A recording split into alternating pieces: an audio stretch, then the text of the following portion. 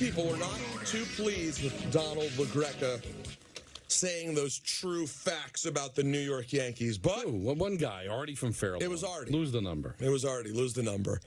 Don, Peter, the K Show, 98.7 ESPN. And yes, Don was locked in to that home run derby last night. Am I right? No. I heard Vlad won, Guerrero, because I was on social media and getting ready to do the show. I thought it was important for me to know who won. And Alonso had a monster first round, 28 home runs, but was outdone by Rodriguez, who had like 42. But that was all after the fact. I was having a lovely dinner with my family. My daughter's into now drawing everything and hanging them up all over the house. Oh, really? What kind? So, pray tell, what kind of drawing are we talking about? Frogs and princesses. She's got a little knack. Wow, she got a knack? Yeah, she's got a knack. Wow. Marco's just playing Roblox on the computer, and it doesn't mean the house could be on fire. And as long as he's getting a charge on the computer, he's fine. I can't believe that your kids are already like of computer game age. Oh, they're over 5.5 now. So no, I was not engaged, but I did. You know, I want the pulse of the people. Of how they feel about it, and it seemed like it was overwhelmingly negative. Of just the pace was just too fast, and I feel bad for Carl Ravitch, who's got to broadcast that, because the second a ball's out, they're throwing another one.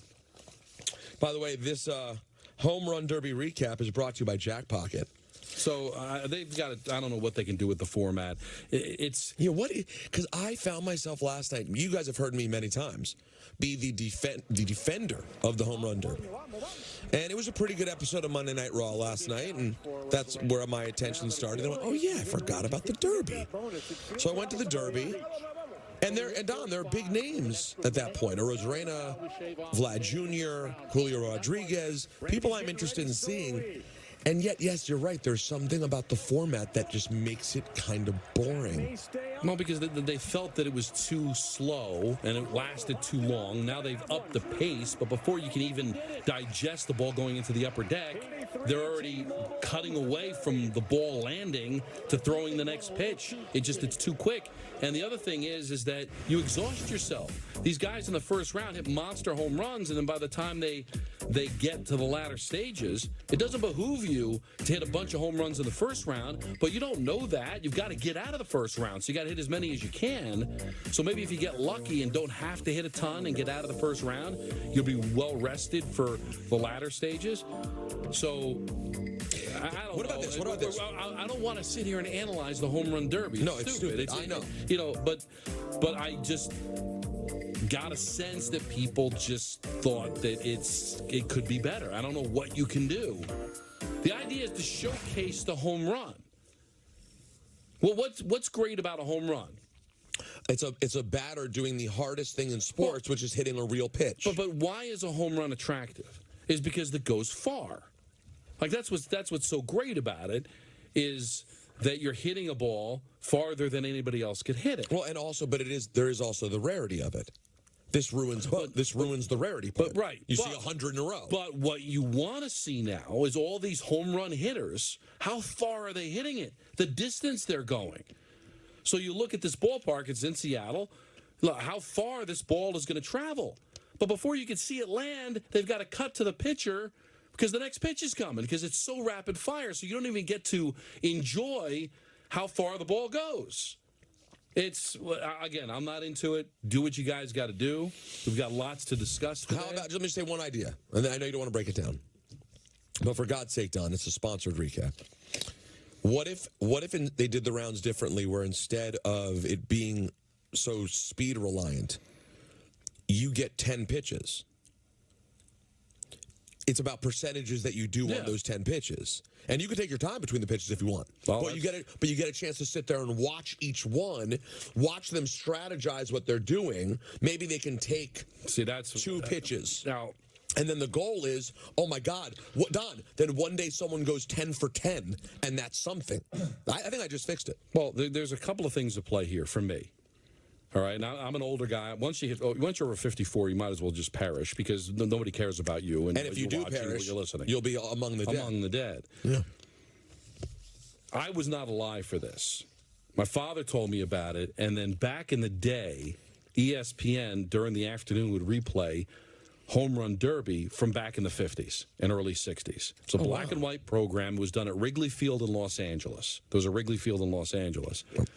Wow. And what they would do is they would get like Willie Mays versus Mickey Mantle. And they had an announcer. His name escapes me. I'm sure somebody on Twitter will tell me. It's a home run or nothing in Home Run Derby. And it's like you said, you get your allotted pitches, ground balls, swing and a miss, foul balls, or outs. Home runs count. And then whoever had the most, won the round. So I think that's the better way to do it. And here's the other thing, Peter. And maybe this speaks to where we are with Major League Baseball. There's no Mickey Mantles. There's no Willie Mays. Like, there's some names, but these aren't gargantuan names. Even back when the Home Run Derby started. Like, you really have to be into baseball. Like, Vlad Guerrero's a household name. Pete Alonso's a household name. If you're a diehard baseball fan, you know them all. But do these names pop for, like, the fringe fan? Because, again, you're doing these things, why? Because you want to bring in as big an audience as you can and expose these superstars to the people that don't know. So it's a tough thing. You try to fix the All-Star game. You try to fix the All-Star break. You try to fix the dunk contest and all that. But at the end of the day, it did seem like a lot of people were complaining that it was just too frantic to really enjoy. The pace was too much. Or at least that's what I saw on social media and people that watched it. That, of course, Don, was the Home Run Derby recap brought to you by Jackpocket. Powerball's $275 million, Mega Millions $480 million. Play official state lottery games on your phone with Jackpocket. Download the Jackpocket app and get your first ticket free using the code ESPN. 18 or older. Gambling problem? 877-8-HOPE-NY. Excuse me. Or text HOPE-NY in New York, New Jersey. Call 1-800-GAMBLER. See jackpocket.com/TOS for terms. Hey, Mike. What's up? Hi, Mike. 48 years old. I think I'm a little young to be the guy screaming on the lawn, but the world has made me hate just about everything that goes on today. Interesting. And they've ruined any of these all-star games over the years. Like, these are things that we used to absolutely love. The dunk contest sucks. The Pro Bowl sucks. The Home Run Derby sucks. Even the jerseys they wear in the all-star game suck. Why aren't they wearing their regular jerseys? Somewhere along the line, money comes into play with this. I don't know where exactly, but, when new Coke came out, it sucked. And then went back to old Coke, and it was awesome. So I think maybe go back to the original formula to all this stuff, because who's watching this? What are the ratings? Do you guys even know? I mean, who is ratings are down across the board. I mean, ratings are down across the board, and that's why they freak out. Because it's not really anybody's fault. It's just the way life goes. The reason that the Pro Bowl was exciting was because they cared who won. The reason the All-Star game was fun in baseball is because you cared who won, not because of home field advantage for the World Series. It was because they went and played hard. That doesn't happen anymore. They don't play hard in the regular season. They're all getting load management. They all can't play 4 straight days, otherwise their heads will roll off their shoulders. So you expect them to play hard in a game that doesn't have any meaning? That's what stinks. When we grew up, Peter, we watched any All-Star game. Oh, yeah. They wanted to win. Any All-Star game, any All-Star adjacent activity. I watched the speed skating, the accuracy, the hockey, when they have the 5 targets, the speed. They cared. Everything was mattered. Awesome. It mattered to these guys. When Magic Johnson scored all those points in the All-Star game, it mattered to him. And then one day, it didn't matter anymore because they realized that there's so much at stake with their careers that nobody wants to go out there and get hurt in an exhibition game. So now they've got to try to dress it up, Peter, because they don't care. Nobody cares if they win. There's no pride anymore in going out there and giving an effort because it doesn't have any meaning. They even tried to attach it to some meaning with the winner of the league get the home field advantage in the All-Star game. It still didn't matter. I don't know what you do about it, but that's the answer. Let's go to Justin in the Bronx. Hey, fellas, thanks for taking the call.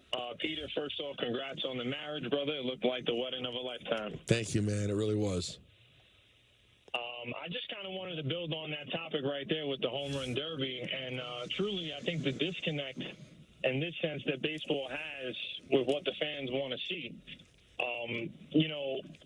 At one time, they kind of went by that catchphrase of let the kids play with the admiration of the home run and the mammoth home run with the bat flips during like the early 2000s, during the Sosa derbies and McGwire derbies, you know what I mean? And I think that's really what the fans want to see. And also, just to mention, Don kind of mentioned it before, the injury concern. These guys are taking as many swings as they can in such a small amount of time. You know they're feeling it today. Well, exactly. And you wonder, you get a little bit of time off, but still, there's a history. I don't know if it really exists anymore, where it seemed like if you participated in a home run derby or won it, you had a bad second half because you exhausted yourself over that period of time. Yep. But the argument, Justin, seemed to be when they had outs back at the beginning that it was too slow and it took too long. So they wanted to speed it up, but now I think it's too fast. It's hard to really digest what's going on. You want to see the ball leave the ballpark. But, again, am I going to sit here and spend time how to fix the home run derby? Or just do what I do? Don't pay attention to it. I'm tempted.